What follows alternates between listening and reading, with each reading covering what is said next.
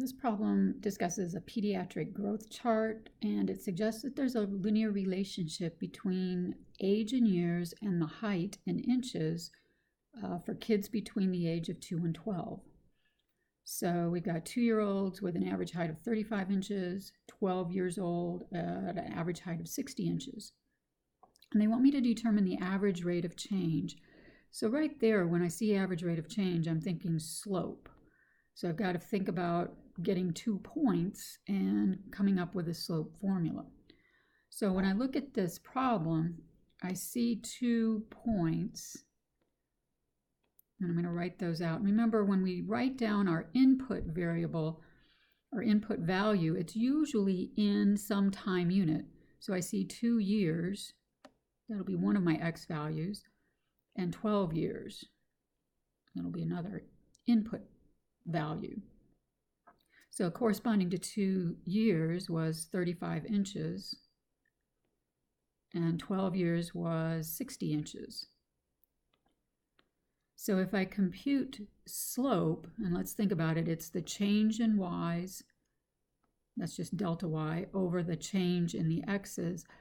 My y's have an input of, or have a unit label rather, of inches, and my denominator, the 2 and the 12, had a unit label of years. So it kind of makes sense that we're looking at inches per year and not years per inch. So when I go ahead and figure out the slope, I plug it into the formula, y2 minus y1, x2 minus x1, and I'm going to start with, this is my first point, this one my second. It doesn't matter which one you call first or second point. You just have to be consistent with the x2 and the y2 together. So 60 minus 35 over 12 minus 2. So we end up getting 25 over 10. Now I know I can reduce this down, but what this is saying right now is 25 inches for every 10 years. I want to know how much per 1 year. So I really need to do this division. So take 25 divided by 10, and it comes up 2.5, really 2.5 over 1, which means on average 2.5 inches per 1 year. But I don't have to write the 1 in there, it's just 2.5 inches per year. So an explanation or interpret this result is going to be that the kid's height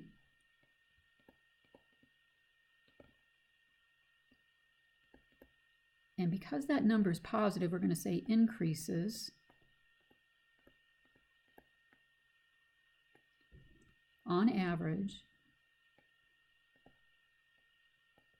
because maybe on 1 year he grows 3 inches and maybe in another year he only grows 2 inches, but on average about 2.5 inches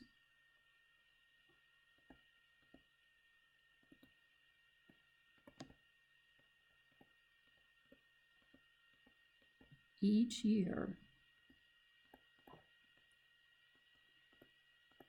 But we also have to say this is only good for the ages between 2 and 12 years old.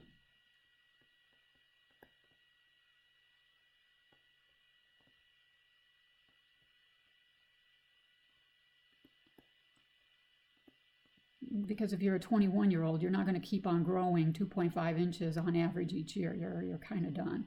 So this is only good for ages between 2 and 12 years. Determine an equation for height h as a function of a. So when I see determine an equation, I think y equals mx plus b. But now notice they want me to use height as a function of age. So instead of y, my output variable is going to be h, and my input variable is going to be a. Now I already know what the average rate of change is, or the slope. That's 2.5. That's what I figured from the previous problem.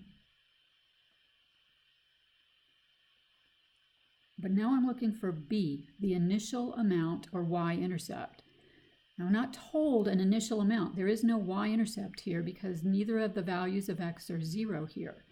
But I can find the B by taking either of the 2 points that I started with and plug in for the output, 35, and the input, 2.